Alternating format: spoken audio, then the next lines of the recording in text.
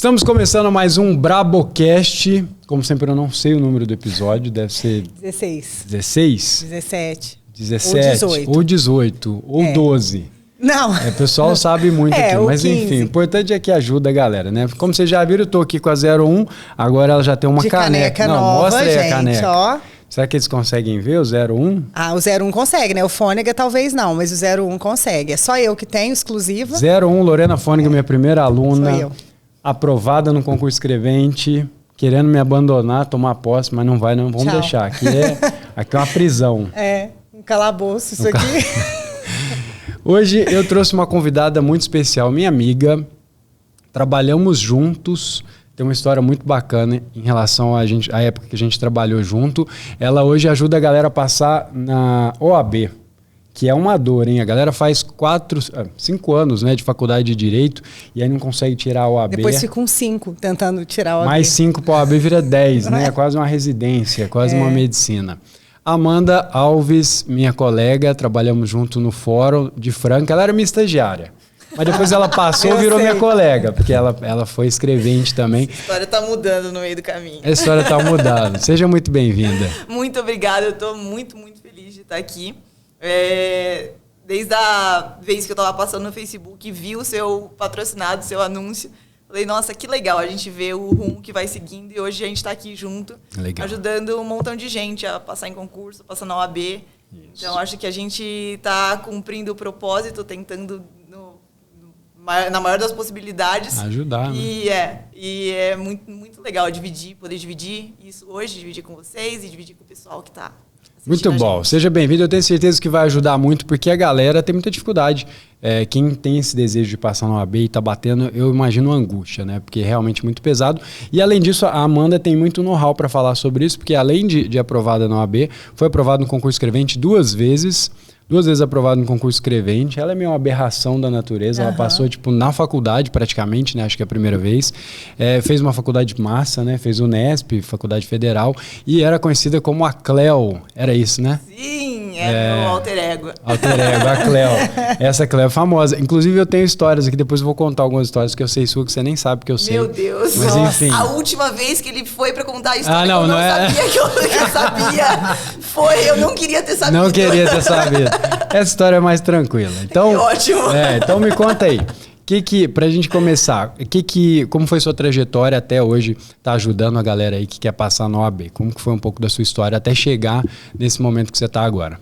Então, desde que eu comecei, o sonho da minha vida era ser juíza. Eu nunca quis outra coisa. Tem cara de juíza. Tenho. Tem cara. Eu gostaria muito de ter sido juíza. Então, desde que eu fui aprovada, estava pensando em qual faculdade prestar, a TOG era o meu objetivo. E sabe quando você mira tanto no objetivo que você não consegue olhar mais nada ao redor? Então, desde a faculdade, todas as decisões que eu tomava, elas tinham o mesmo objetivo. Isso aqui vai me trazer mais perto do meu cargo? Se sim, eu faço. Se não, eu não faço. E, na verdade, eu tô meio que contando essa história errada, porque no começo da faculdade eu não queria nada com nada. Eu queria ser juíza, mas não fazia esforço nenhum. Quando eu comecei a fazer esforço, entender que eu precisava me preparar, todas as minhas decisões foram nesse sentido. Então, quando eu voltei de intercâmbio, eu fiz intercâmbio, fiquei quase 1 ano fora, morei na Polônia, fui voluntária no orfanato, morei na Itália, fui babá, morei em Londres, fui babá. Fiquei 1 mês no Egito. As crianças estão bem. Oi? As crianças estão bem. bem. Por sorte, sim. Por sorte. Contra todas as possibilidades, elas estão bem. Qual pai e mãe que deixou a menina na faculdade tomando conta? É isso. Lavava casa. Falta de mão de obra é isso. Na Europa, falta de mão de obra barata, né? Era um quid pro quo. Quase eu criava as crianças e ganhava o dinheiro pra tomar uma cervejinha, que em Londres é cara, gente. Total, verdade. E aí eu voltei e eu falei, não, agora eu preciso dar rumo na vida. E eu pensei, se eu estou dentro do tribunal, eu consigo entender como é que o juiz trabalha. Então você é estagiária de um juiz. E aí eu fiz o meu currículo e fui entregar, ainda era o fórum antigo, lembra? Sim. Fiz o meu currículo, fui entregar. E aí parei na primeira vara civil, o Ricardo me atendeu. Terceira vara. Terceira vara civil. O Ricardo me atendeu. E ele falou, eu vou ver com o juiz. Melhor, vai lá e conversa com ele. Aí eu fui lá, falei, doutor, meu nome é Amanda eu queria trabalhar de graça para o senhor, faço Unesp, estou no 3º ano. Cuido de criança? Não. Não. Se precisar trazer os filhos? Achei que não seria. Não seria muito, nada. E aí eu falei para ele, me propus a começar, ele falou, quando você pode começar? Eu falei, amanhã. Aí ele falou, qual é o seu objetivo? Eu falei, eu quero aprender.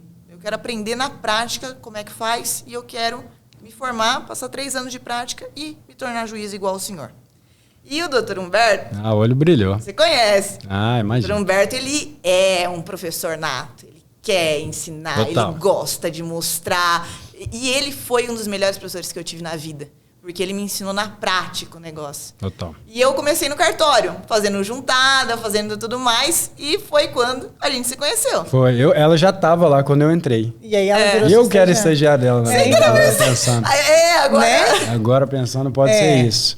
Não, mas é legal. Deixa eu já mandar um abraço pro Dr. Humberto. Me ajudou muito, um juiz que eu tenho. Acho que a gente devia trazer ele. Dr. Humberto, né? Porque Também acho. eu já ouvi falar dele o tempo muito todo. massa. Dr. Humberto e o Ricardo. Tenho que também fazer uma menção. O Ricardo foi o diretor de cartório lá. Não Cara é mais? ímpar. Ainda é, né? Eu que não tô lá mais, mas eles estão lá. Só a gente que passou. Só a gente, tá lá. E então um abraço, doutor Humberto, me ajudou muito. Um cara que eu tenho muita gratidão. E Um abraço, doutor Humberto. O senhor não sabe o quanto o senhor foi responsável por tudo que eu tenho hoje. Eu tenho uma gratidão imensa pelo senhor. Imensa. Eu também tenho. E aí, bom, você foi estagiária lá, começou no cartório, né? Comecei no cartório. Pra quem não sabe, tem a diferença, né? Quem trabalha no cartório e quem trabalha no gabinete, né? Que é junto do juiz. Você começou ali no cartório e depois te puxaram lá pra... E ele tinha um estagiário, o Agnello. E ele tinha acabado de entrar, eu acho. Ou já Esse eu nem lá conheci. Não? E eu queria... Na verdade, eu queria não. Eu tinha passado no concurso de escrevente, de estagiário para escrevente. E aí, quando eu tinha acabado de entrar, nas primeiras semanas, eu fui chamada como escrevente, como estagiária do... Gente, eu tô falando tudo errado, tô disléxica, pera. Eu passei no concurso do MP. Estagiária do MP. Isso. Uhum. E aí, eu fui chamada na primeira semana. E lá recebia. E lá recebia... Também não 600, era, né? 700 reais. Mas pra mim, naquela época, era dobrava meu budget mensal. Total. E aí eu fui chamada e eu fiquei pensando, eu falei, cara, eu fui lá, prometi que eu ia trabalhar, prometi que eu ia dar o meu melhor, que eu ia ser uma baita de uma estagiária e vou abandonar o barco primeiro por 600 reais, sendo que eu não quero ser promotora de justiça, eu quero ser juíza, eu não vou.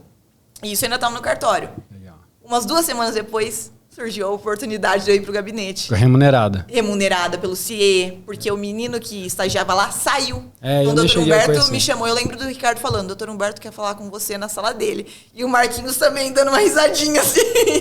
Aí eu fui lá, o doutor Humberto me convidou.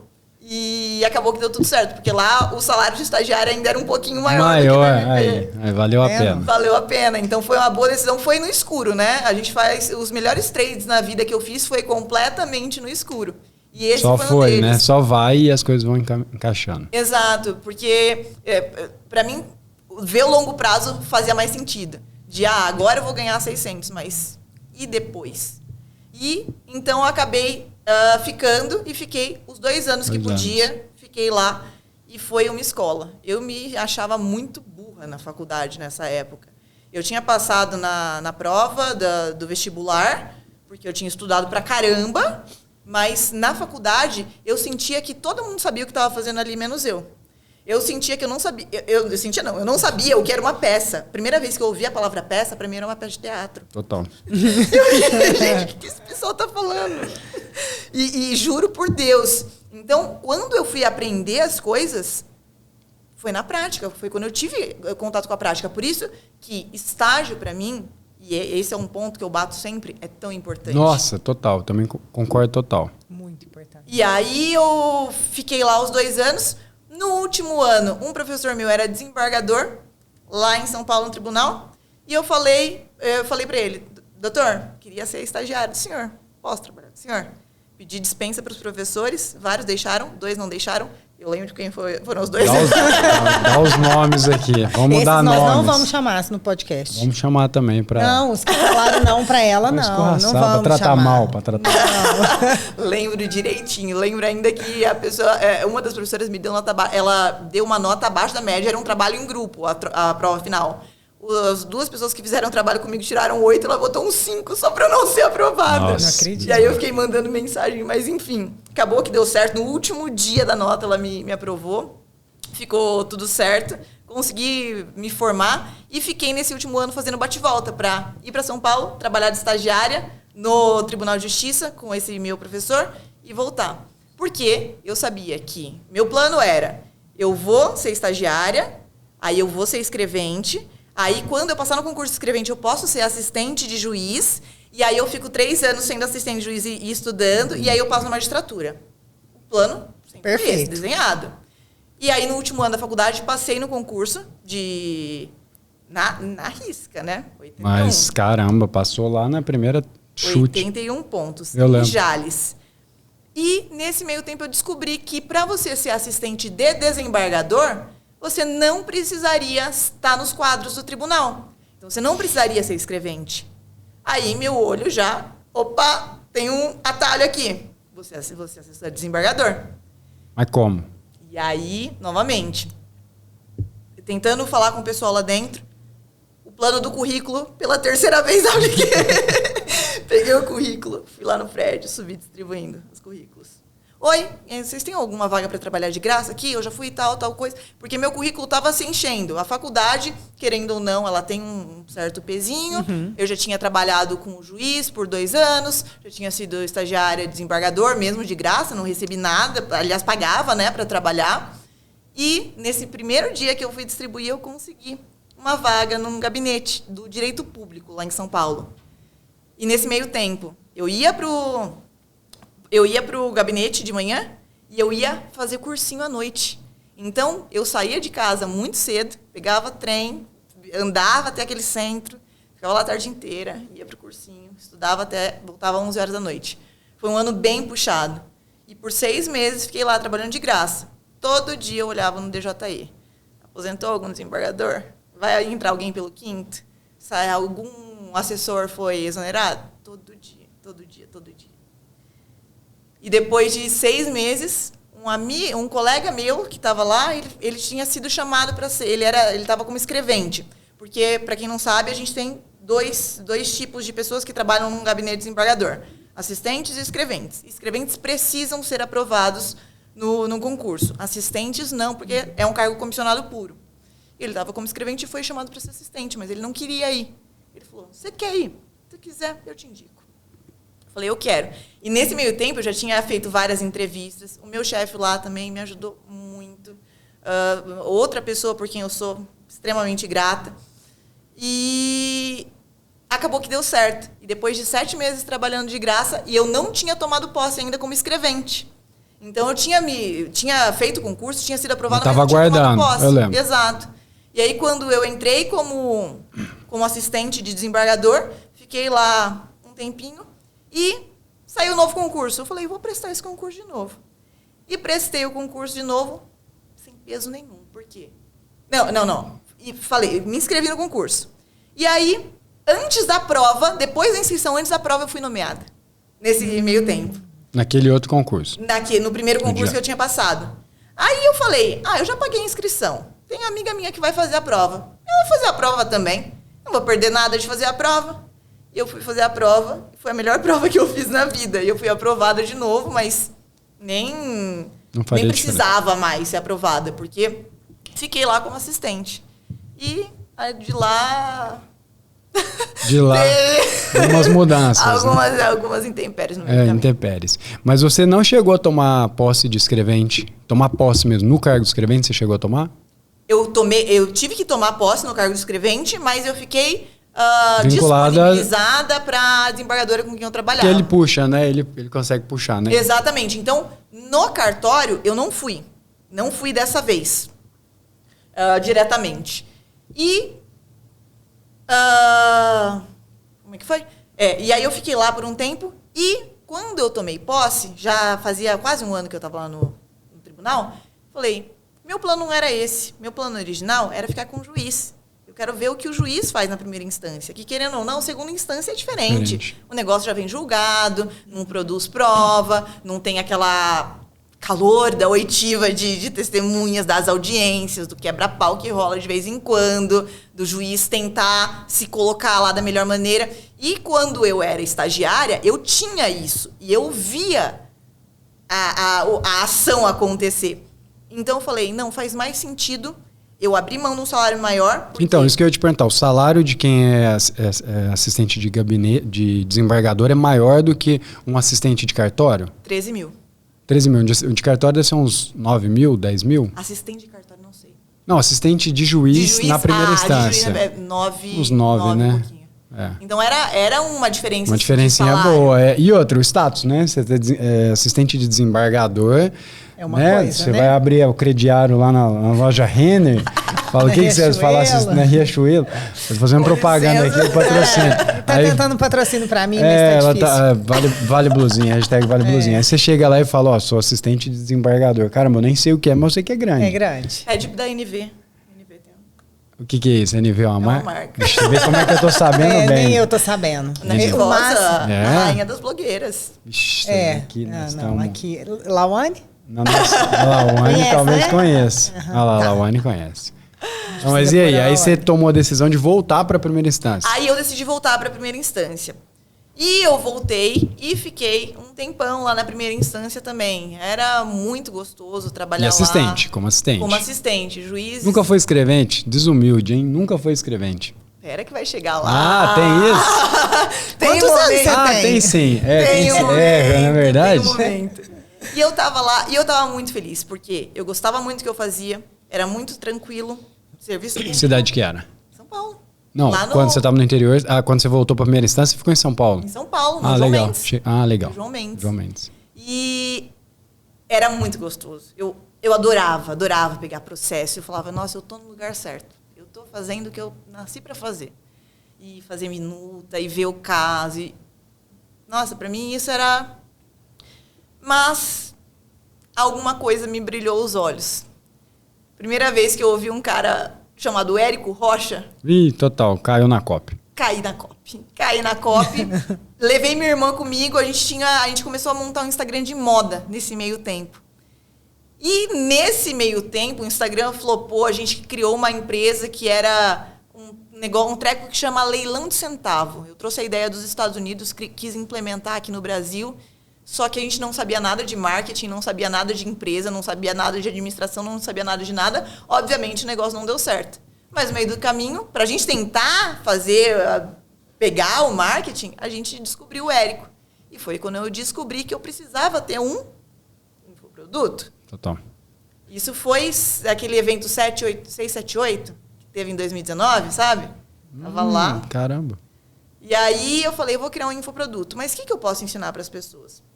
Aí eu pensei, nossa, quando eu fui conseguir meu cargo de assistente, foi muito difícil de eu conseguir informações. Eu não sabia, antes de eu estar lá dentro, eu não sabia quantos eram os assistentes, não sabia quantos eram os escreventes, não sabia o que era DJE, não sabia como é que funcionava.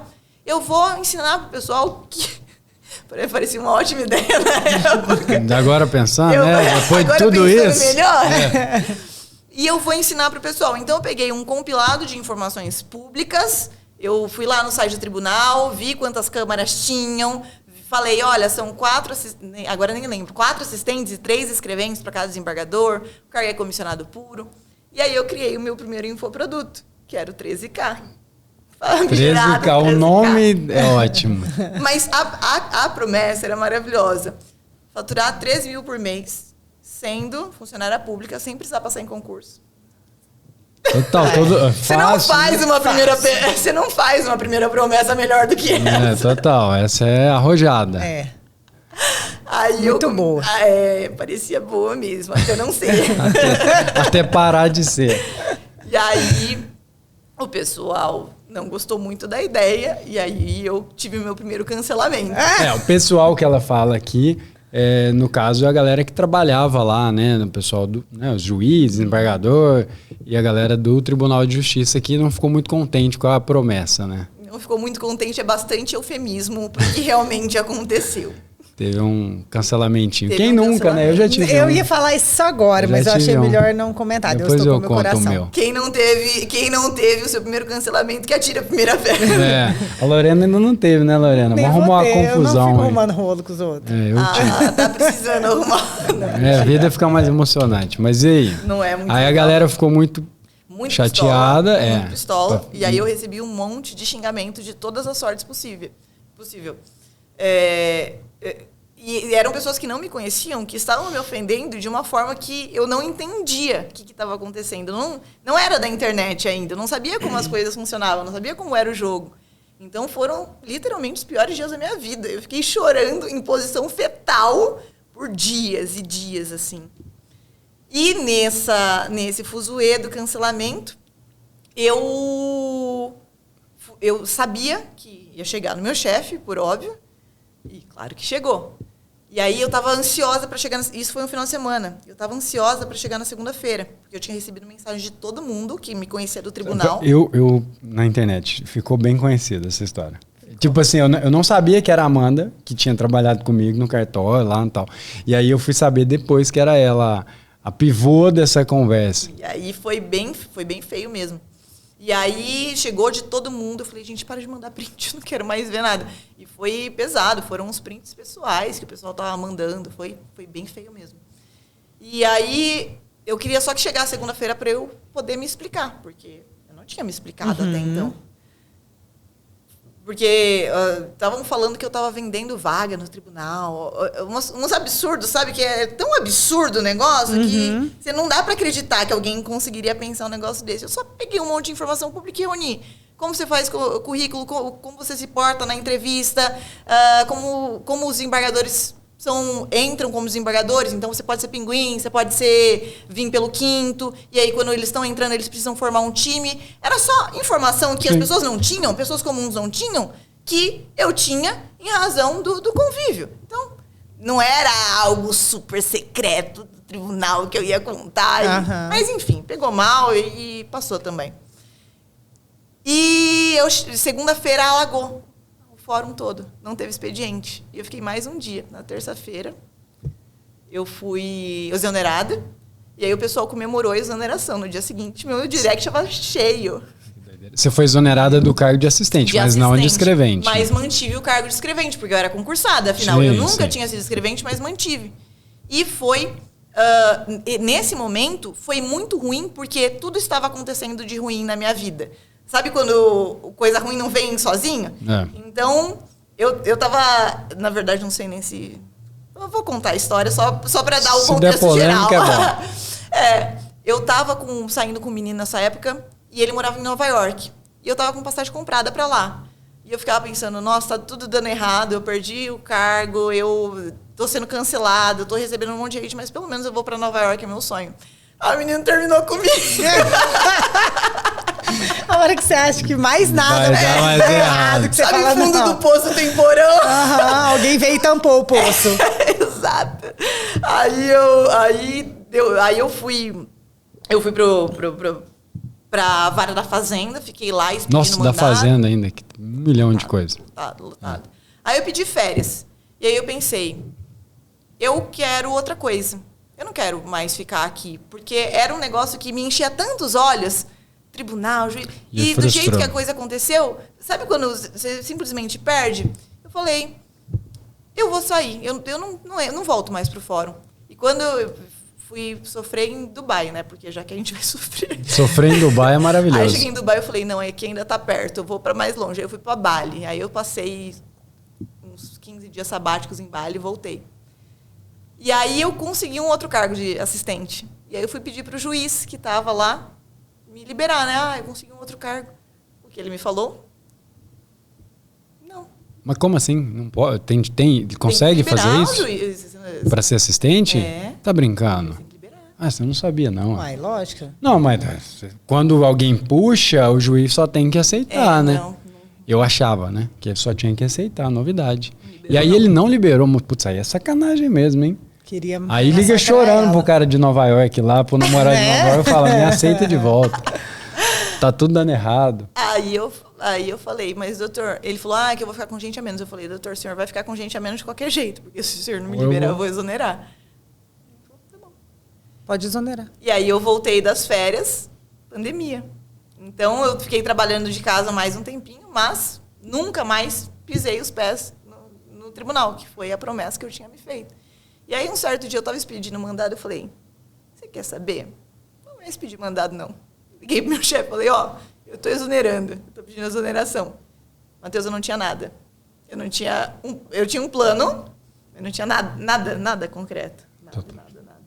E eu pedi exoneração. E aí eu saí do tribunal e falei... E nessa época eu já tinha um Instagram rodando. Era pequenininho, mas estava rodando. E o pessoal me perguntava muito, Amanda, como é que você fez para passar no concurso? Como é que você fez para passar na OAB? E aí eu comecei a fazer videozinho explicando como é que eu tinha feito. Eu falei, é isso aqui. O pessoal não sabe estudar para concurso, não sabe estudar para OAB. Tem alguma coisa que eu realmente posso ensinar e que pode chegar a muitas pessoas. Tem um potencial grande de realmente ajudar as pessoas que não têm a mínima ideia de como fazer o negócio. A galera é muito carente, né? Muito. Nessa parte. Não sabe real mesmo o que faz. Exato. Aí eu pensei, eu vou fazer um negócio pro pessoal passar na OAB. Porque em concurso, para ser bem sincera, foi um pouco de sorte. Tinha matemática, eu tinha sido professora de matemática no cursinho popular, na Unesp. Tinha português, eu sempre amei português. Tinha raciocínio lógico, eu era aquelas crianças que ficava fazendo teste de QI, sabe? Que quando surgiu a internet ficava lá, teste de QI, apenas 90. Eu era dessa criança, infernal. E aí eu falei, então quando eu fui prestar o concurso, várias das matérias eu já tinha. Eu não precisei estudar. Eu precisei estudar para o resto das matérias. Então. Foi por isso que eu estudei por tão pouco tempo para o concurso e consegui a aprovação. E eu fui para... Eu falei, eu vou para a OAB. Porque a OAB é só a matéria de direito. A tática que eu usei, eu não vejo ninguém falando sobre. E para mim, o que o pessoal geralmente ensina é absurdo. Para mim não faz sentido nenhum. Me perdoem. Não, nós vamos entrar nisso aí. Me perdoem posições contrárias, mas para mim não faz sentido nenhum. Legal. E eu falei, eu vou começar a ensinar dessa outra forma aqui. E eu fiz a primeira turma do Missão. Na época eu tinha um sócio, a gente começou o primeiro lançamento. E depois, desde dezembro do ano passado, eu tô indo sozinha. Mas o negócio ficou muito grande, muito rápido. Então eu passei de 3 mil seguidores. Na primeira turma do Missão já tinha mais de 16 mil seguidores. E aí a coisa foi crescendo, foi crescendo. Hoje eu tenho mais de 2 mil alunos do Missão e do Jornada, que é meu curso para a segunda fase. E eu vejo que o negócio realmente funciona. E ele funciona em muito menos tempo. E ele funciona porque é contraintuitivo. Não é seguir o que todo mundo está fazendo. É fazer de um negócio diferente com mais estratégia e menos suor. Então, acho que por isso que deu tão certo.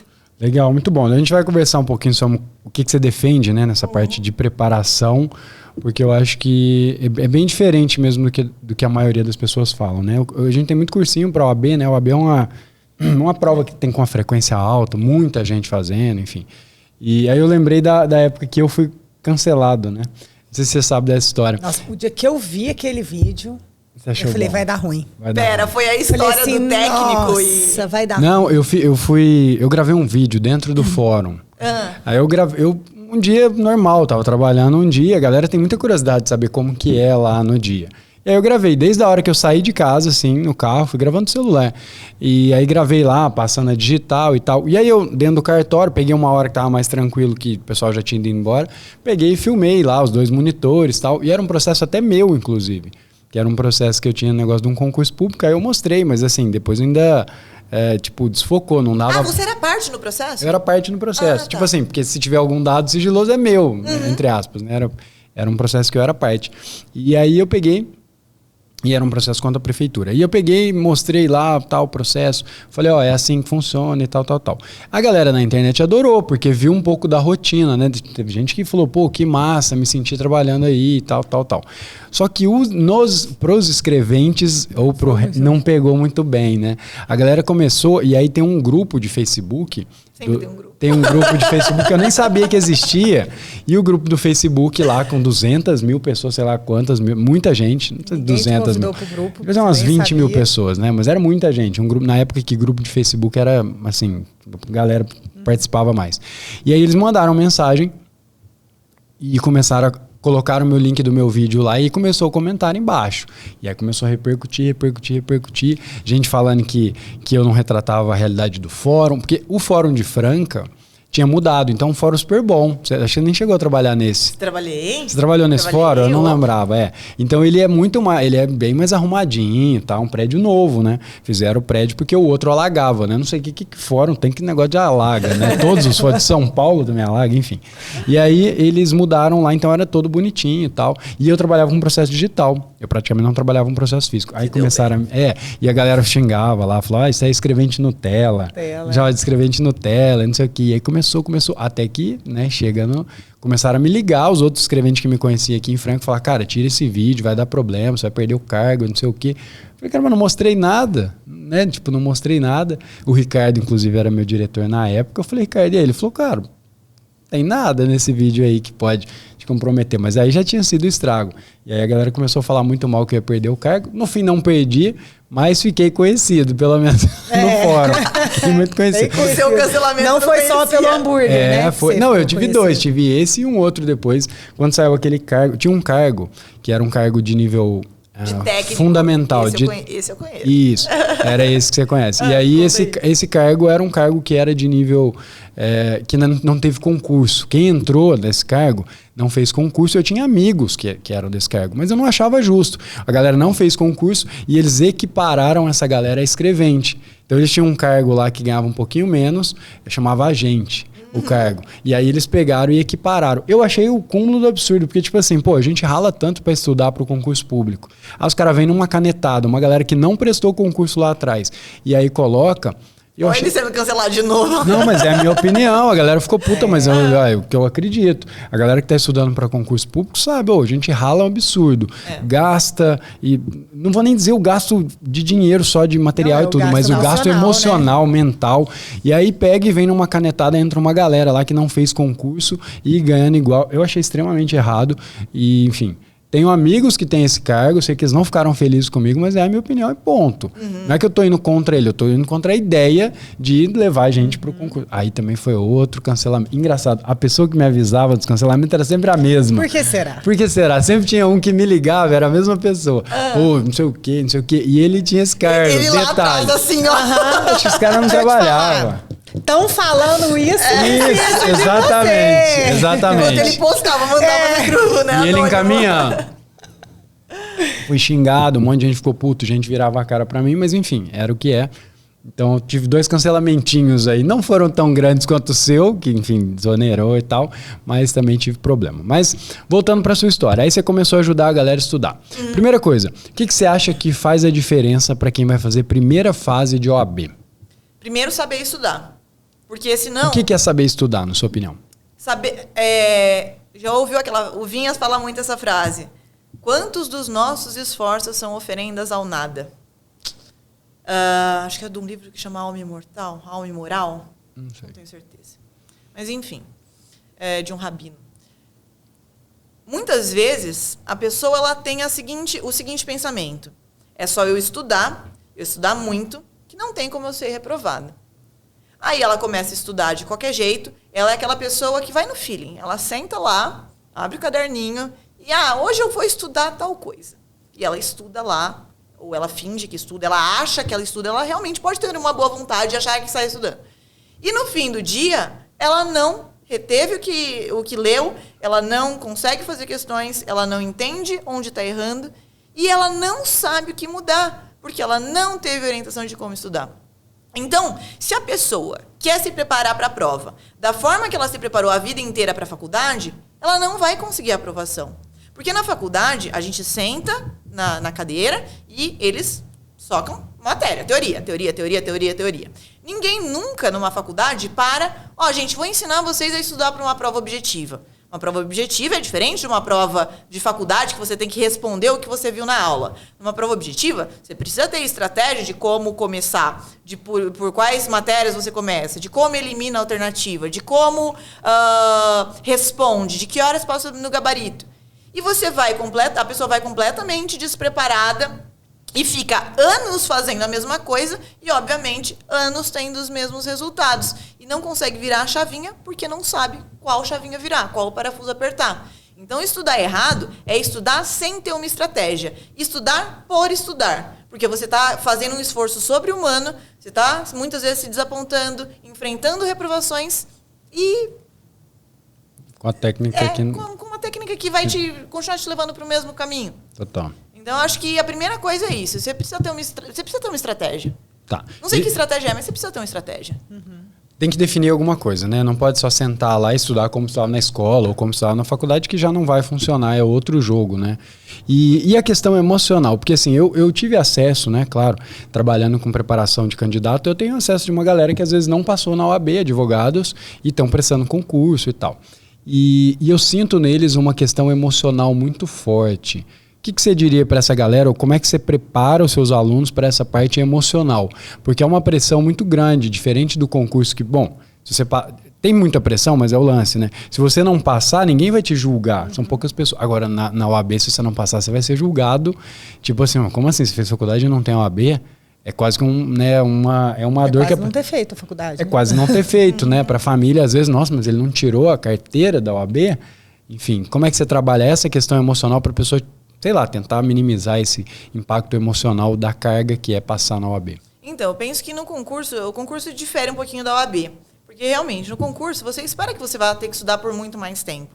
Na OAB, se você tem uma boa estratégia, e depois a gente pode falar de estratégia, você não precisa estudar tanto tempo assim. É só você estudar de forma direcionada. No concurso, eu falei que eu passei na RASP, eu passei com 81 pontos de 100 possíveis. Na OAB, se você faz 40 pontos, que é metade da prova, você é aprovado.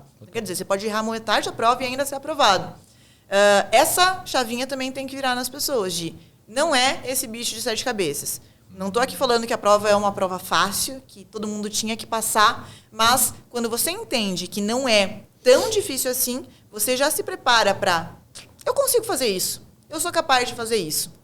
E, primeira coisa, não dividir com as pessoas. Porque tem gente que está torcendo por você, com certeza tem, mas tem muita gente que está torcendo contra também. Então, se você começa a falar, vou prestar prova, vou prestar OAB, você coloca um peso nas suas costas que você não precisaria carregar. Então, quando você vai começar a se preparar, o Dr. Humberto me falava isso. Não fala para ninguém, não. Fica quietinha. Estuda quietinha. Deixa o resultado falar por você depois. Porque quando você está tranquila, você faz uma prova muito mais bem feita. Exemplo do concurso que eu passei, que eu não precisava passar, porque eu não tinha peso nenhum, não tinha cobrança nenhuma. E outra coisa é tentar lidar com ansiedade. Como é que a gente lida com ansiedade? A ansiedade é um sentimento, você não consegue... Você não controlar o que você sente. Não, se você sente raiva, se você sente amor, se você sente alegria, você não consegue controlar. Mas tem uma coisa que você consegue controlar, que são seus pensamentos. E uma outra coisa que são suas ações. Então, quando você se prepara e você consegue mapear a sua evolução, você fala, puta, eu estava fazendo 30, agora eu estou fazendo 35, agora eu estou fazendo 40, eu estou fazendo 42, 45, você naturalmente vai se sentir mais confortável. Porque a sua realidade é um reflexo do que você sente, do que você faz, dos seus atos. Então, se você está tendo bons resultados, você naturalmente vai se sentir mais confortável e essa ansiedade vai tender a se dissipar. Por isso que você não consegue controlar a sua ansiedade, mas você consegue controlar as suas ações para que elas, por si só, naturalmente tirem a sua ansiedade. Isso é bem legal, a questão da gente começar a ter resultado e o resultado começa a dar confiança. Porque quando você começa, né, por exemplo, para alguns, eu sei que não é todo mundo, tem gente que já chega e fala, vou passar e beleza. Mas tem gente que fala, será que eu vou passar? Então a desconfiança vem, mas conforme você vai avançando nos resultados, e para isso tem que ter resultado, né, tipo simulado, tem que fazer alguma coisa assim que te dá algum parâmetro, aí você vai evoluindo e aí começa a acreditar, né, você fala, não, peraí, eu fiz 40 nesse aqui, sei lá, eu fiz 38, caramba, 2 questões não é o fim do mundo, né? Tipo assim, já vira uma chavinha, né? Aconteceu isso comigo em relação ao concurso. Mas eu acho que deve acontecer também na OAB, mas para isso a pessoa tem que medir de alguma forma, né? Se a pessoa não faz o mapeamento, ela está andando sem rumo, ela está buscando um tesouro sem um mapa, ela está simplesmente perdida. Então precisa ter esse mapeamento. E o mapeamento também te dá a direção de, o que eu estou fazendo está funcionando, porque eu estou aumentando. Se você está fazendo simulado semana após semana e você não aumenta os resultados, não melhora nada. Você está fazendo alguma coisa errada. E aí você já tem um diagnóstico de que precisa mudar algo. Então, por isso que mapeamento é tão importante, por isso que estratégia é tão importante. Por saber dessa parte emocional também, eu coloquei no meu treinamento uma cápsula da mentalidade. Então, tem umas aulinhas curtas que eu falo sobre objetivo, eu falo sobre ter a mentalidade certa, eu falo sobre brio. Sabe aquele vídeo do Clóvis de Barros, que é maravilhoso?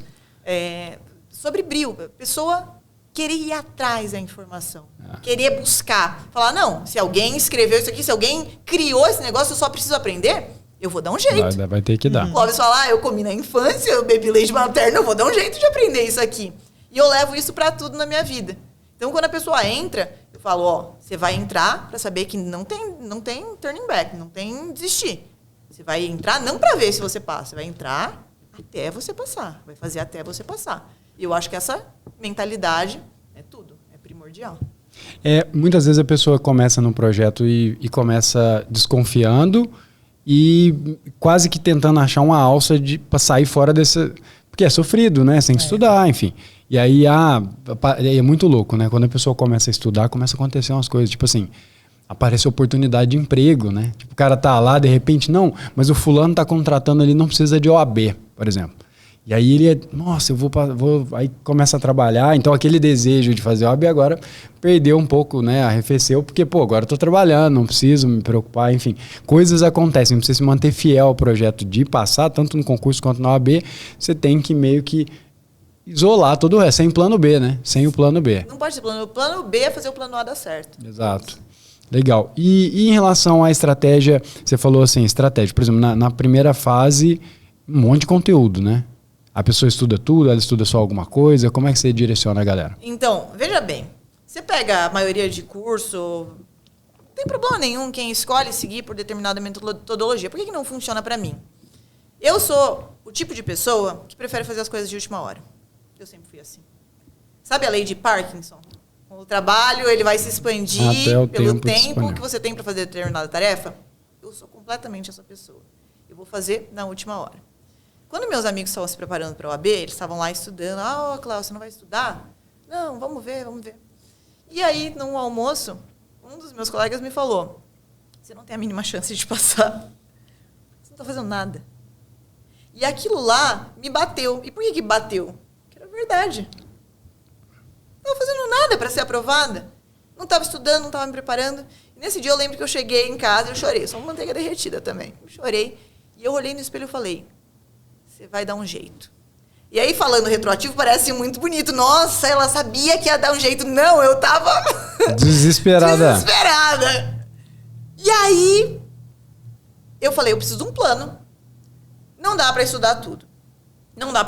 Então, eu vou ver quais são as matérias principais, porque eu também não preciso estudar tudo. Eu não tenho o mínimo de matéria. Em concurso, geralmente, você precisa acertar no mínimo tantas. Não, a Bela, você não tem isso. Eu preciso acertar 40. E aí eu peguei umas matérias lá e eu falei, estudando bem isso aqui, eu faço as 40.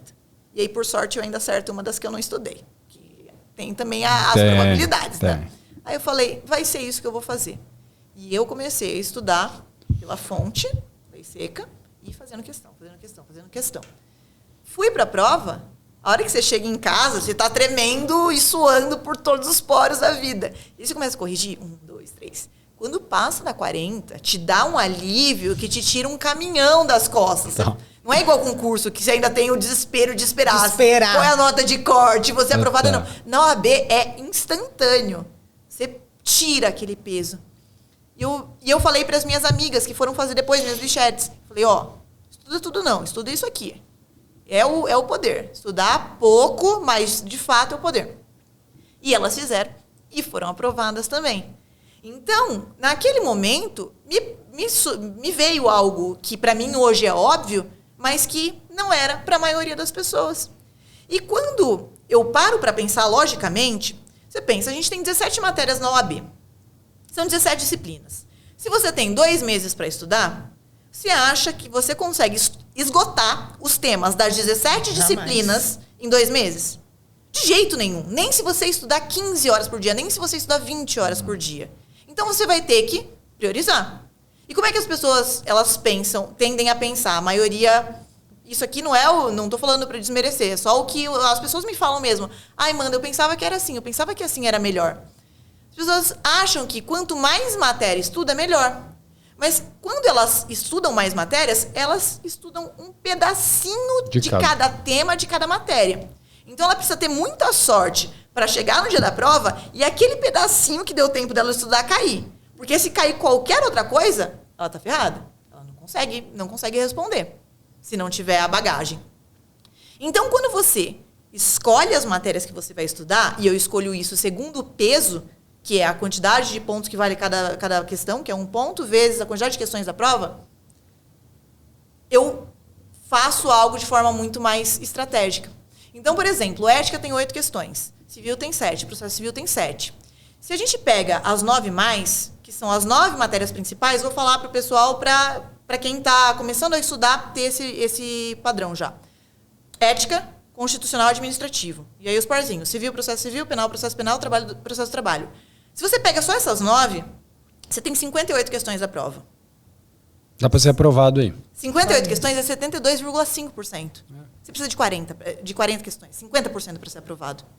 Então, quando você pega 9 matérias, você consegue, com muito mais maestria, esgotar os temas dessas matérias. Nossa, e ética deve ser uma matéria tranquilíssima, né? Tranquilíssima. 3 códigos pequenininhos para estudar. Porque, tipo, com bom sensinho já dá para matar alguma coisa, e você lê lá, é normazinha simples, né? Não tem teorias, não tem doutrina, tá? E a FGV não pede jurisprudência, não pede doutrina, pede lei seca. Lei seca. Então, você estuda com base na lei seca, e você, com essas 9 matérias, que são o que eu chamo de 9 mais, você se prepara para fazer 58 questões. Então, se ainda der muito errado, você ainda consegue a aprovação.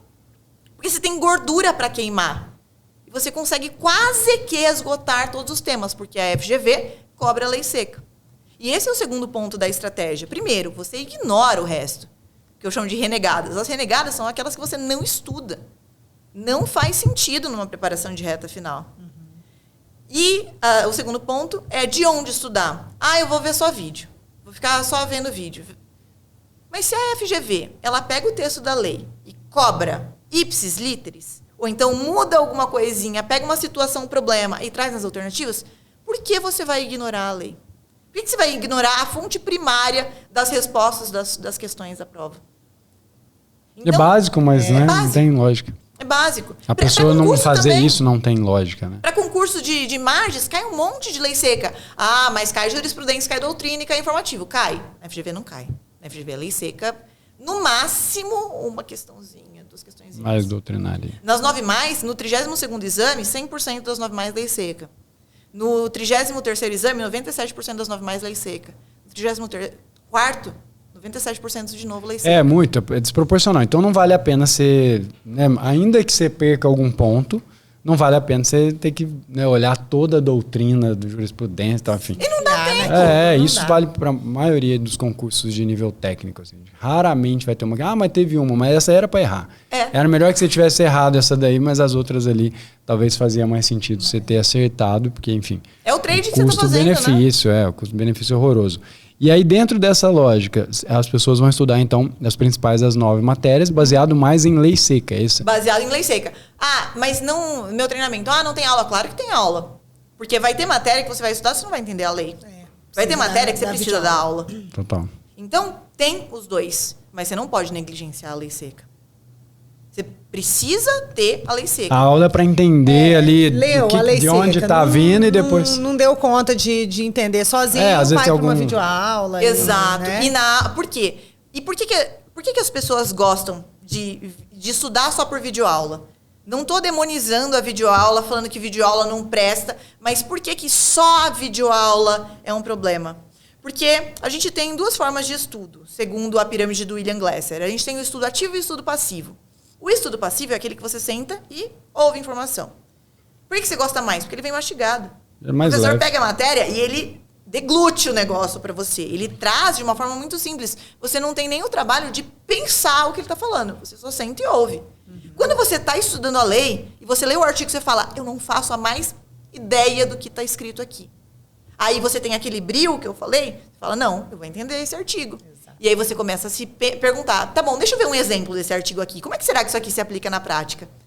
E a aula vem para amparar esse estudo. Mas o estudo que vai te fazer ser aprovado é o estudo da lei. E depois, medir, né? Você precisa medir. Porque se você estudou, você fala, sei tudo, já sei tudo. Aí você vai fazer questão se não acerta nenhuma. Não acerta nada. Alguma coisa eu tô errado. Algo de errado não está certo. Total. Então, as questões, elas são o termômetro para você ver se o que você estudou, da forma que você estudou, foi absorvido. Porque não é decorar. Não é decorebinha que a gente está acostumado. É você entender o que está escrito. Sim.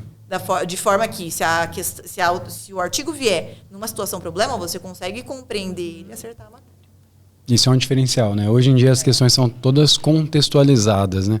Já não é só aquela mudança de palavra. Tem a mudança de palavra em alguns, mas já não é a maioria. Eles contam casinhos, né? Que você tem que aplicar. E você falou uma coisa que me chamou a atenção e é bem interessante. Eu até estou lendo um livro agora, chama O Cérebro no Mundo Digital. E ele fala muito sobre essa questão do leitor, né? Da importância. Porque a leitura, no caso, por exemplo, ler lei seca ou qualquer material que você lê escrito, ela trabalha muito o seu cérebro de várias formas diferentes. Que é diferente, por exemplo, de quando um professor está falando. Quando você está lendo cada palavra para o seu cérebro, para a parte de linguagem, é diferente porque cada letrinha é um desenho, você faz a imagem mental. E é um dos maiores exercícios que você pode fazer para desenvolver, por exemplo, a sua memória, para diminuir o risco de Alzheimer. Para você ter uma ideia, as pessoas que têm o mais baixo risco de Alzheimer são professores. Porque tendencialmente estudam muito, leem muito, e o segundo são atores. Fizeram testes e os atores, porque tem que decorar texto e tal. Então a leitura... concurseiro tá nessa... O concurseiro é o terceiro. É o terceiro. É que a vida do concurseiro desgasta muito, né? Então acho que ele não chega lá. Ser. Eu acho que ele chega um pouco desgastado. Mas do professor desgasta mais. Do professor desgasta mais. Mas o fato é que você tem que ter alguma sessão de estudo em que você leia um material. Por isso a gente, por exemplo, aqui a gente defende muito essa questão. Inclusive material físico, né? Porque para o seu cérebro é diferente. Mas dos nossos cursos a gente tem as apostilas. E com as apostilas, eu garanto que a pessoa vai ter que ler. E para o cérebro, quando ele lê no papel, a retenção é muito maior. A compreensão fina é maior, a retenção é maior. E depois tem teste de memória que foi feito depois de quem lê em meio digital e meio físico. A pessoa que leu no material físico, ela tem uma absorção maior, uma retenção no longo prazo. Então é muito importante para quem está assistindo que independente de para qual, se é concurso, se é OAB, você precisa que... Você pode ter aula, eu sou um defensor de aula, eu acho que a aula ajuda muito para entender. Só que você vai ter que cair uma hora, sentar e ler ali sozinho, com atenção, né, máxima, para conseguir realmente extrair o sentido e trabalhar o seu cérebro de uma outra forma, porque inclusive é a forma que você vai enfrentar na prova, né? Exatamente. A prova vem escrita, ela não vem falada. Não vem falada. O professor não vai decantar lá e você vai falar, eu acho que é isso. Não. E tem o pessoal que não faz questão. É o pessoal que sabe que está sendo traído, mas chega mais tarde para não pegar a hora da Boa. Avisa que tá indo pra casa. Vou chegar mais cedo. Eu fico pensando qual que é o plano. Porque na prova, você vai fazer questões. Não, mas eu tenho medo de fazer e errar. Ótimo que você faça e erre. Quando eu estudava pra concurso, eu adorava errar. Porque quando eu acertava a questão, eu ficava... essa eu já sei. Não preciso corrigir. Agora, quando eu errava, eu falava, que eu errei aqui? E aí eu ia caçar em cada alternativa qual era o erro. E aí quando eu me deparava, eu falei, foi essa pegadinha aqui. Mais isso. Quando caía de novo, você não errava mais. Então errar questão é uma das maiores bênçãos que pode acontecer com quem está se preparando para a prova objetiva. E isso também é contraintuitivo. As pessoas não sabem, mas o ideal é que você mantenha um percentual de acerto durante os estudos de 70%. Ou seja, que você erre 30%. Se ficar muito mais que isso, vai ficar um pouco pesado, né? Que você começar a errar, tipo, acertei errei uma, você vai ficar meio deprimido. Mas o ideal em percentual é que você acerte 70%, mas que você erre 30% durante a fase de estudo, para que na prova isso cada vez vai subindo, né? Chega uma hora que você começa a acertar menos, mas que na prova para que você mantenha esse conteúdo sempre novo, né? Conteúdos que você não sabe, questões mais difíceis. Então, quando tá muito fácil, tem que aumentar a intensidade para que você continue mantendo esse percentual de 70% durante a fase de estudos. No dia da prova, você fazer 80, 90, 100, sabe? Mas é interessante que o erro faz parte da aprendizagem. Com certeza. E quando eu fui fazer o material da missão, as questões, todo dia tem questão. Então tem questão dos temas estudados no dia, para a pessoa realmente ver se aquela matéria foi compreendida. Não é para treinar resolução de questão por si só, porque são temas que você acabou de ver. Sim. É para mapear, é um termômetro. Aprendi a matéria? Não aprendi a matéria. Entendi o que foi dito? Não entendi. E nessas questões diárias, eu peguei questões de nível mais elevado.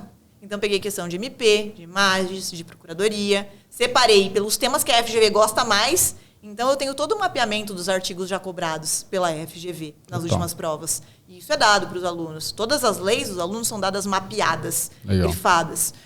E quando a pessoa responde uma questão de nível mais elevado, ela treina na tempestade, né?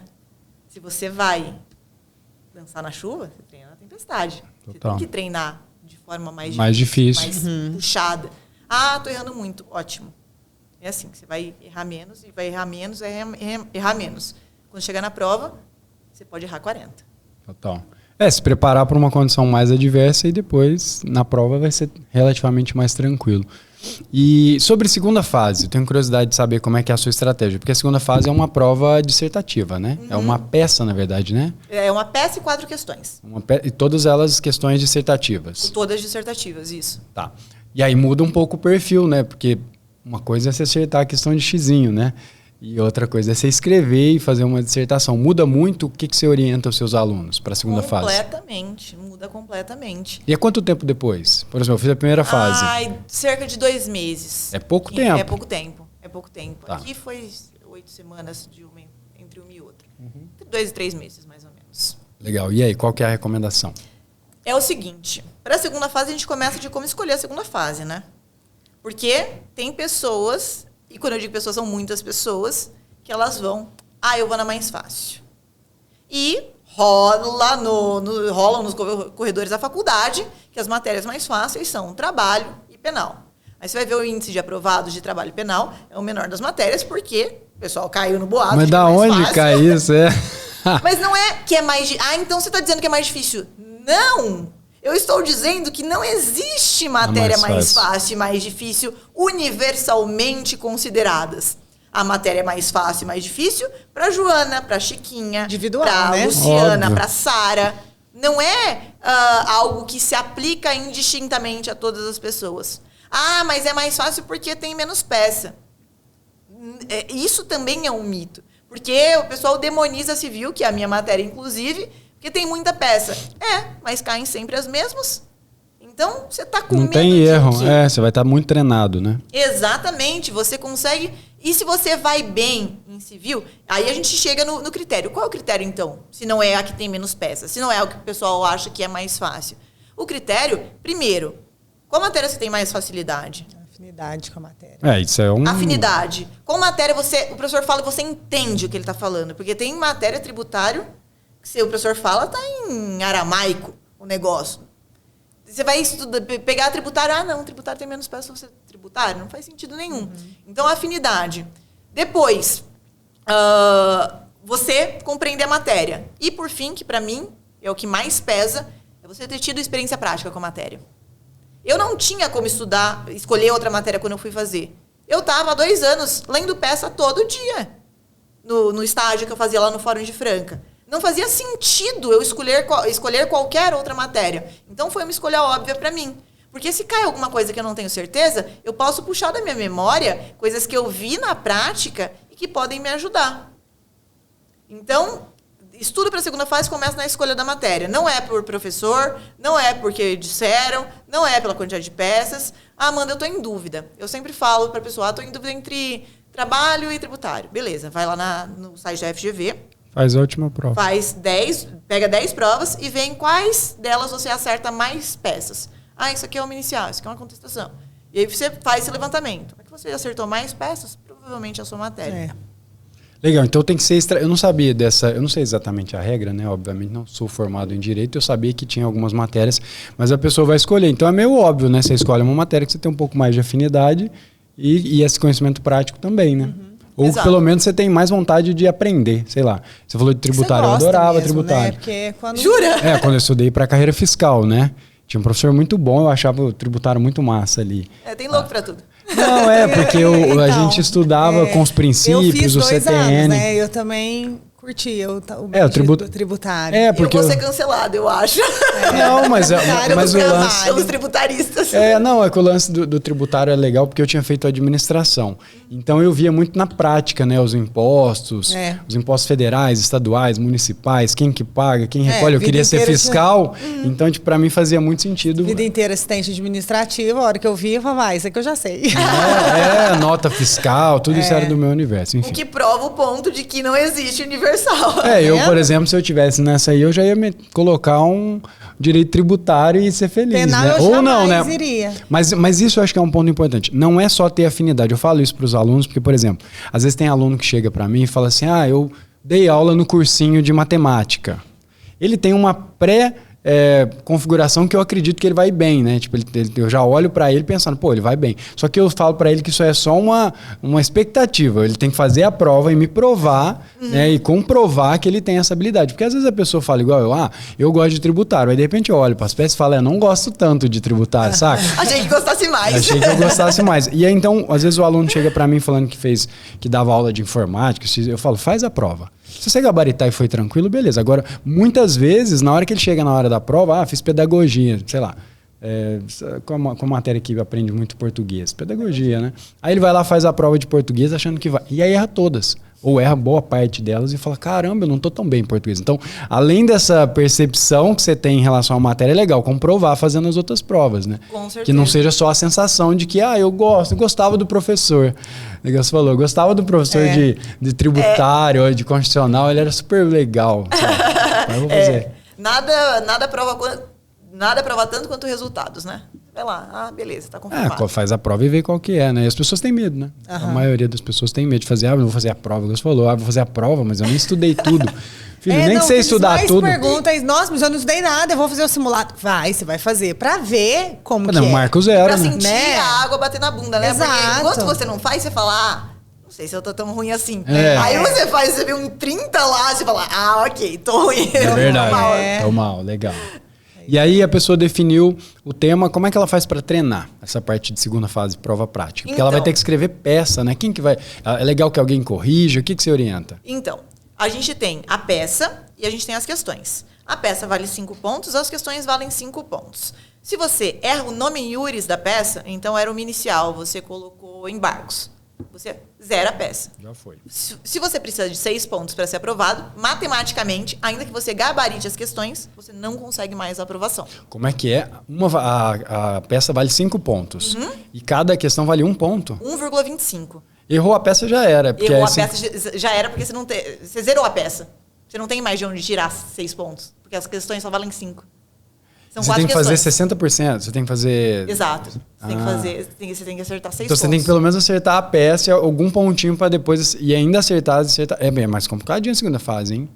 É a fase que eu mais gosto. Porque é tão gostoso quando você entende a banca. Você entende o que a banca quer. Então, a banca quer que a resposta seja dada dessa forma. E você faz prova, simulado, e você vê como o gabarito vem. Por isso que a gente consegue até replicar um possível gabarito, porque a gente já sabe como ela cobra. Então, eu tenho várias técnicas para a segunda fase. Porque qual que é o problema de algumas formas de estudar para a segunda fase? Vou estudar só teoria. Cara, você ficou 5 anos estudando teoria. Você estava estudando teoria para a primeira fase. Você conseguiu passar na primeira fase. Você vai estudar teoria de novo? Você não pode só estudar teoria, você precisa entender como a FGV espera. Porque tem gente que sabe a teoria. Mas não sabe fazer prova. Como que a FGV cobra? Primeiro, eu tenho algumas técnicas principais. Vou dividir com o pessoal que eu acho que pode ajudar. A primeira delas é a técnica do esqueleto universal. Tem gente que é fissurada em modelinho. Já viu o pessoal fissurado em modelinho? Todo mundo. Eu quero o modelinho disso aqui. Você vai estudar comigo, não tem modelinho. Já deixa avisado. Você quer modelinho, você vai com outra pessoa, porque aqui não tem modelinho. Porque se você dá o peixe, aqui o modelinho.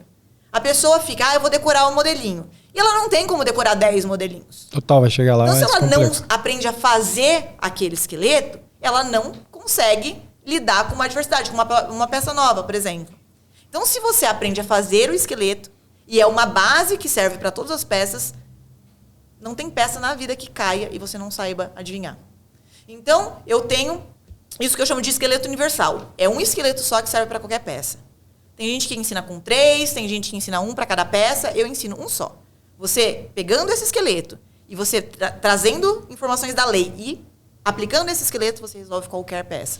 É assim que a gente começa, entendendo como faz um esqueleto universal. Depois, técnica do escrutinamento. O cara que fez a sua prova, ele não tirou do nada aquela informação. Ele tirou de algum lugar. Ele tirou da lei. Então, quer dizer, tudo que tiver no teu espelho está na lei e está no enunciado. Premissa básica. Está na lei e está no enunciado. Se está na lei e no enunciado, você só precisa aprender a mexer com a lei. E ler o enunciado com calma. Mexer com a lei é usar o vadimeco, por exemplo? Usar o vadimeco. Então, por exemplo, vai cair uma apelação. A técnica do escrutinamento diz o seguinte: você vai escrutinar, ler com cuidado cada artigo do capítulo da apelação e tudo que remotamente se ligar ao caso concreto você vai colocar no teu esqueleto. Ali o artigo... cabe apelação da sentença, cabe a apelação. Artigo 1009. Isso aqui liga com o caso concreto, então eu vou colocar no esqueleto. O efeito suspensivo. Você já vai lendo e anotando tudo que você vai... anotando, porque daí você tem um mapa de tudo que você vai passar limpo. É tipo um mapa mental da sua... É a base, é a estrutura da sua peça. Então você tem toda ela estruturada para passar limpo em 20 minutos. Mas o trabalho de escrutinamento é muito importante. E ler cada linha do enunciado como se daquilo dependesse da sua aprovação. Se ele te disse... Nossa, eu falo muito sobre isso. A galera lê muito porcamente e sai depois procurando uma coisa que ele nem entendeu o que era. O que era. Tipo, você tá lendo o enunciado. Fulana tem 2 imóveis e uma lancha e um jet ski e foi concedida a gratuidade. Aí a pessoa lê, que legal que ela tem um jet ski. E passa. Não! A informação tá ali por alguma razão. Ele quer que você impugne essa assistência judiciária. Total. Cada linha tá lá por uma razão. Ela pleiteou 40... A pessoa tá pensando, nossa, ela anda de jet ski. A pessoa tem uma vida boa. Ela ainda fica assim, dirigir um jet ski. Nossa, meu sonho é ter um jet ski. Exato. E aí, tá lá na peça que a pessoa pediu 40 mil reais de indenização e deu o valor da causa de R$1.000. Por que diabos o examinador colocaria a informação que ela deu o valor da causa de R$1.000 se ela não quisesse que você fizesse alguma coisa com aquela informação? Alguma coisa, Então, é só você pensar desse jeito, ler a estratégia, peça pensando nisso. Total, Pensa como examinador. Por que isso aqui tá aqui? Que você não erra tese nenhuma. Total. Você pega todas as teses, todas. E aí você tem uma peça que é nota 4 para cima. Fazendo escrutinamento e esse levantamento de teses e, mais importante, aplicando a técnica FAQ, que é a forma de redigir certa. O que é FAQ? Fundamento, artigo e conexão com o enunciado. Então, quando você vai passar para a sua peça, você não vai falar, o artigo 98 diz que a gratuidade é concedida para pobres. Não, você vai falar, fulana tem uma casa, um jet ski, uma porquinha titia, e concederam gratuidade para ela. Mas ela não faz jus de acordo com o artigo 98. Aí sim, completou a FAQ. Fundamento, que é o que está na lei, são as palavras-chave que estão no artigo, o artigo 98 e a conexão com o enunciado. É assim que você faz prova de segunda fase. Legal. Top. Muito bom. Fiquei com vontade de fazer a prova de segunda fase. Não. Nem eu. Mas está lá, né? Porque eu ia ter muita dificuldade, sabe com o quê? Abrir o vadimeco. Ei, malandro, eu era todo desajeitado com esse negócio de vadimeco. Eu fiz dois anos de direito, né? Cursei 2 anos de direito. E aí comprei o vadimeco, inclusive tenho ele até hoje, eu não sei se ele tá aqui, acho que ele tá na outra sala. E eu parecia um chimpanzé pegando aquele negócio, eu achava muito desajeitado. Por mais que fosse conspirar, não sei o que e tal, você não conseguia lidar, muito pesado. É tipo assim, você usa uns 3 ou 4, 5 leis daquele negócio para 4.000 páginas. Eu ficava muito contrariado. Eu falei, mas tem muita lei aqui que não precisava estar aqui. Enfim. Mas pelo menos você conhece a existência do índice remissivo? Sim, o índice remissivo. Porque tem gente que chega para a segunda fase e não sabe. Então, isso é uma doideira, né? Porque é uma coisa que vai fazer total diferença na hora que ele for fazer a prova, né? Porque essa agilidade, até mesmo para... tem que ter aquelas marcaçõezinhas, não tem? De puxar assim, pode ter? Se é oficial, índice. Pode. Sabe fazer uma propaganda gratuita aqui, Jus pode me patrocina. Aquele o Vlad da Jus, eu chamo de Vlad, meu Vadimeco. Pra quem não conhece. Os íntimos. O Vlad da Jus, ele tem aqueles marcadores. Aquele marca então, isso aí. Aquilo pode. Aquela etiquetinha de... Isso, a etiquetinha. Não pode.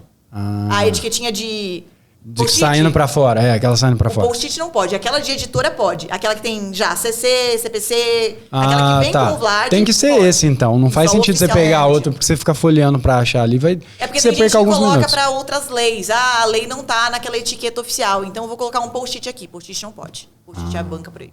Legal. Então, e ele tem que ser, ele também não pode ter anotação, né? Pode ter remissão simples. Você pode fazer uma remissão simples. Então, por exemplo, você vai no artigo 1029 do CPC e faz uma remissão ao artigo 102 e 105 da CF. Isso pode. O que você não pode é fazer uma anotação.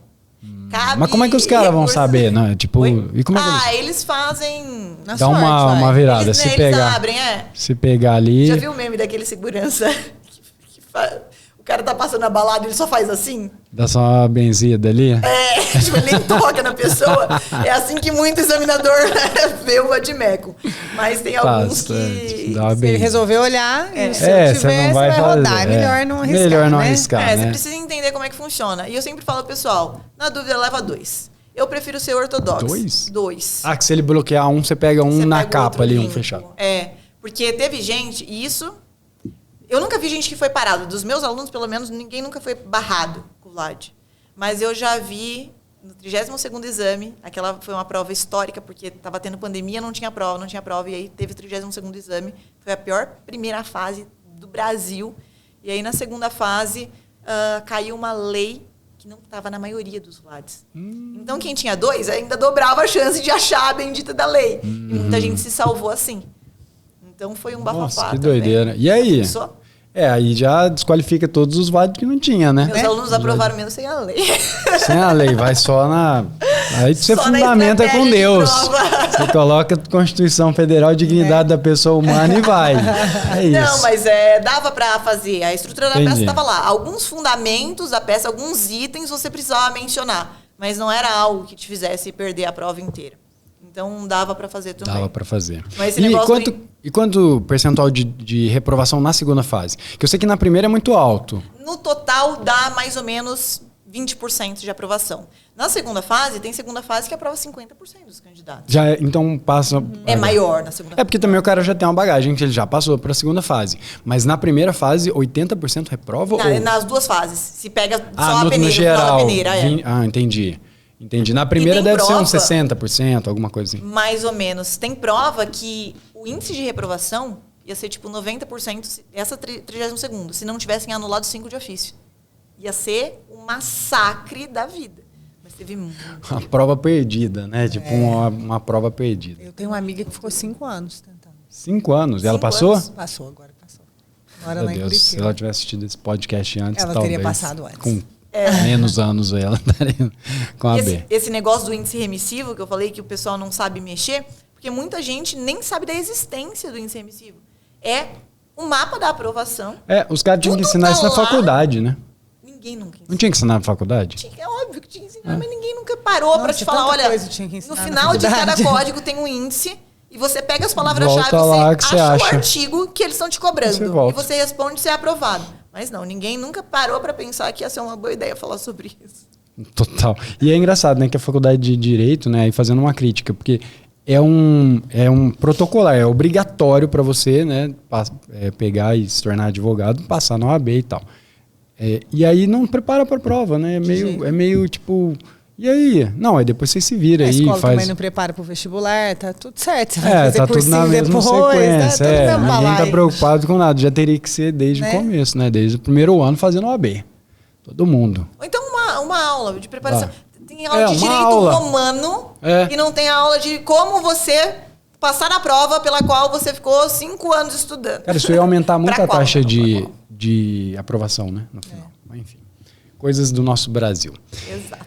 Mandinho, estamos chegando ao final aqui. Muito legal te receber aqui.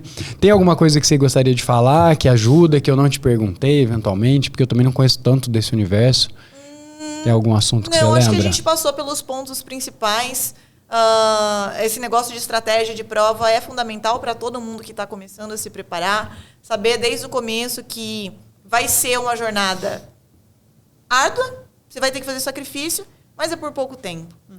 E quando você passa na OAB, você desbloqueia a melhor fase da sua vida. Eu chamo de DOC. Quando você passa na OAB, você vira DOC.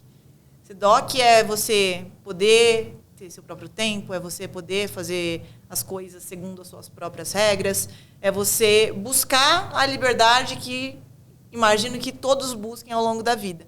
Então, se é a OAB que falta, dá aquele gás final. Se dedica, vai com força, vai com tudo. Realmente se entregue ao que você está fazendo, porque não tem outro caminho para quem faz isso senão a aprovação. E vale a pena, vale tudo que passou de ruim. O esforço vale, total. É definitivo, né? É definitivo, total. Exatamente. E aí, meu lema, é por isso, a dor passa, a OAB fica. A dor passa, a OAB fica. Muito bom. É isso.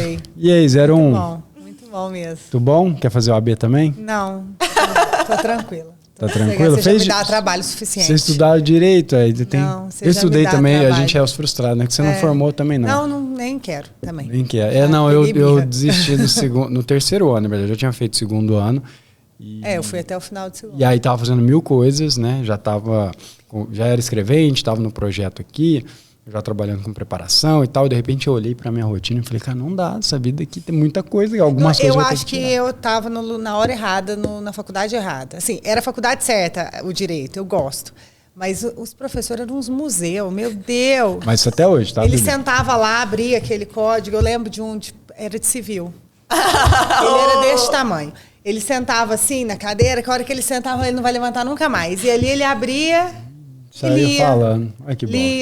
Que aula legal. Que delícia, que eu falava, nossa, mas isso aí eu sei fazer, eu não preciso que você ler pra mim, né? Ler a gente aprendeu. E era tenso. Aí eu acho que eu dei uma desanimada. Os primeiros anos são difíceis. O meu foi mais a rotina, eu até ia bem e tal, gostava de algumas coisas, mas enfim, a vida são escolhas, né? A gente vai mudando. E é engraçado porque às vezes a pessoa também, sei lá, a gente falou muito sobre a pressão que é passar, mas você também não passou, acabou a vida, né? Tipo, eu acho que às vezes as pessoas colocam um peso, uma intensidade muito alta em algo, porque às vezes não faz sentido, às vezes não é para você mesmo. Sei lá, a pessoa está tentando há 5, 6, 7 anos, já mudou a estratégia, não, e está sofrendo ali. Não, às vezes, eu falo isso até em relação ao concurso. Chega uma hora que se você não está vendo uma evolução e tal, de repente não é para você. Enfim, não se sinta frustrado porque não conseguiu, porque, enfim, tem outras coisas, você pode ser muito bem sucedido fazendo qualquer outra coisa, né? Exatamente. Que não só advogando. Então é isso. Chegamos ao final do nosso Brabocast. Você já sabe, se você gostou, você vai ter o botão curtir, você vai ter o botão se inscrever. Não sei de onde você está vendo. Coloca aqui para mim. Sininho. Sininho também, é verdade. Tem o sininho também. Coloca aí para se inscrever, marca para ser notificado, comenta aqui embaixo. Lorena OAB, qual que é o próximo aí? Que é a prova número? O número da próxima, do exame de... a gente vai ter a segunda fase do 36º agora. Então, o 37º, que é na segunda aula. Então, vai ser Lorena, OAB 37º. Melhor exame para... Por que eu não falei isso? Eu tinha que ter falado isso. Melhor exame para ser aprovado da história, que a OAB vai mudar. Vão ter 20 matérias e não 17. Ou passa agora ou vai se lascar com mais 3. Ou vai ter que estudar mais 3 matérias e vai perder questões de matérias que você já está acostumado. Então... Estamos diante de um momento histórico, o melhor momento para ser aprovado na OAB é este. Muito bom, ficou essa dica aí para fechar. Estudem, porque vai mudar a regra. Talvez, né, no fim das contas, todo mundo vai se adaptar, mas se você puder passar agora e não precisar estudar 3 matérias novas e uma divisão diferente, né, de prova, que, enfim. Que ninguém sabe como vai vir. Caixinha de Pandora. Muito bom. Então é isso, eu vou ficando por aqui. Um abraço e até mais.